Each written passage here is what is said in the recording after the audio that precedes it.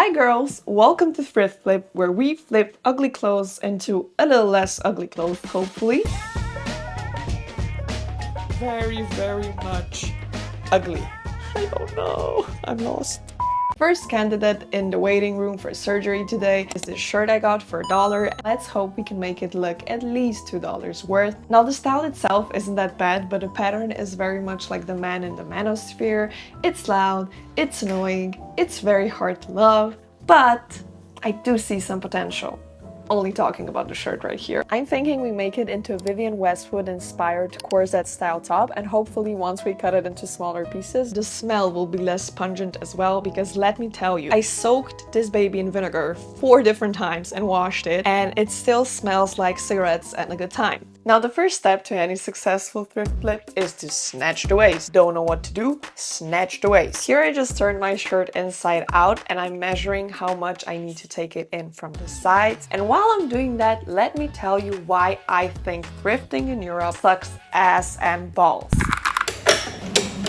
My first point is the pricing. Thrifting here is actually quite expensive. Most stores price their items at similar values that fast fashion prices are. So you pay like 10 euros for a top, maybe 15, 20 for pants. So it's not really more accessible than fast fashion is, so it doesn't incentivize people to purchase secondhand clothing, which is insane because they resell donated clothes. So if you want to go thrifting here, check if sales are happening, which is a couple of times a year, and everything is like 90% off. Back to the flip. I did the waist a bit too tight, so I had to redo it, and now I'm just eyeballing where this bottom flowy panel should be, so I know how much of the fabric I should cut off and at what angle. Because we snatched the waist first, now this bottom part has some weird seams it doesn't need, so I'm just gonna cut those off and make a nice long strap of fabric that we're now gonna reattach to the shirt, but at a different angle, so we like create this more of a V shape in the front. My mic died here, but I was actually quite proud of what we've achieved by now, and I was telling you guys how I can totally see my mom wearing this in the 80s with some big poofy hair, and how I would keep it as is if I was a cool fashion girly, you know, if I knew how to layer 100 different patterns like one of those Gucci models, but I don't, so I decided we're gonna cut it up even more. My second negative to European thrifting is that most of the items are from fast fashion brands, Zara, H&M, and almost all of them are polyester. So while the American dream might be that you'll find a pair of Chanel heels for $2, the European dream is that you'll find a Levi's jacket for 50 euros and you'll be a very happy camper. Oh well, I recorded the entire section before this without audio because this just happens when you're trying to be a YouTuber but have no skills or knowledge. Next step is to determine where we want the neckline to be, and as I see on the inspo photo, she kind of has it like cut horizontally, but then it's like tucked down diagonally. I hope the best option is to just cut this out like a rectangle, and then we'll see what we can do from there. So let's just go and do that, okay? Enough. Enough with the talking, enough with the thinking. Let's just do it.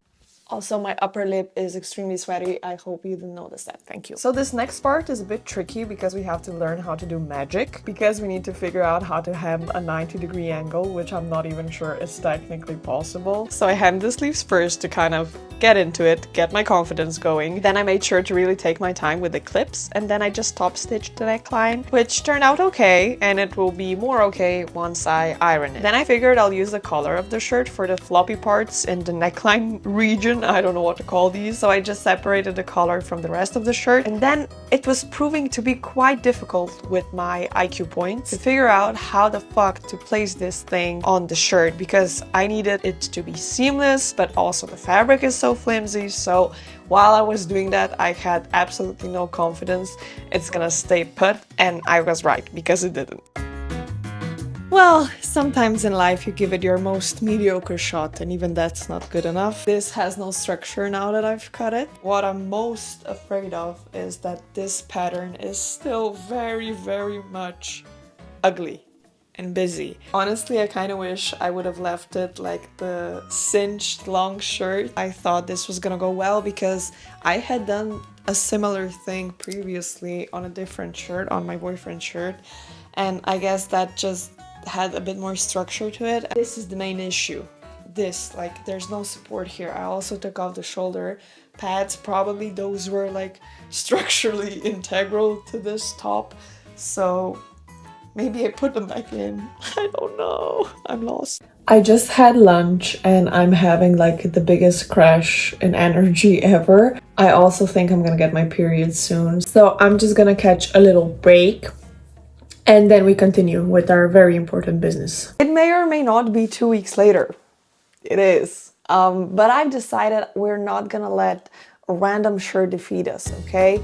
So what we're gonna do is we're gonna put our thinking hats on.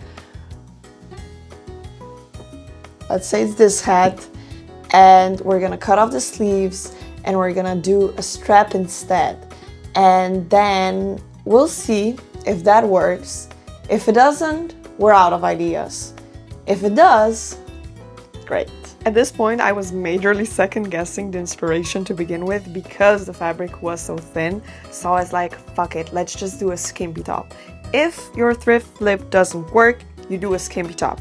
That is the answer. So I just basically cut everything off. I just wanted it to be a slab of fabric. Now, can you even still call it a thrift flip at this point? I am not so sure, but we will. And so the second inspiration that hit the Pentagon was a mixture of these two tops, which both require very little fabric. And I just needed to cut out 2 triangles, 2 rectangles, and very long straps. While I'm at it, let me tell you my third and final point as to why thrifting in Europe is not as dreamy as you might think, and this one is actually a good one. It's because Europeans buy way less new clothing. I checked the stats and Americans buy twice as many new clothing items per year than Europeans do, which means there are less items circulating around here, and that also means there are less like unique or crazy pieces to be found. There are, however, many like curated niche vintage shops, but they also then sell pieces at a much higher premium price point. Okay, we got all the fabric we need from the shirt. Now I'm gonna do the same with the lining, and I'm gonna combine the pieces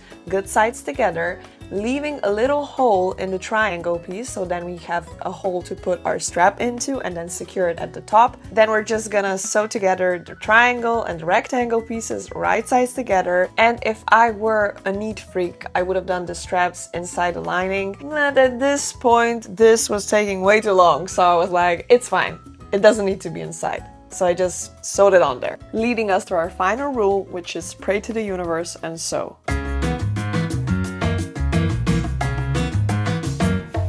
So I basically made it into a glorified piece of a swimsuit, and this doesn't match, but still, I think it's more wearable than the shirt was, okay? Yes, it is a thrift flip fail, but you know what? I learned something new. I learned don't fix it if it ain't broke.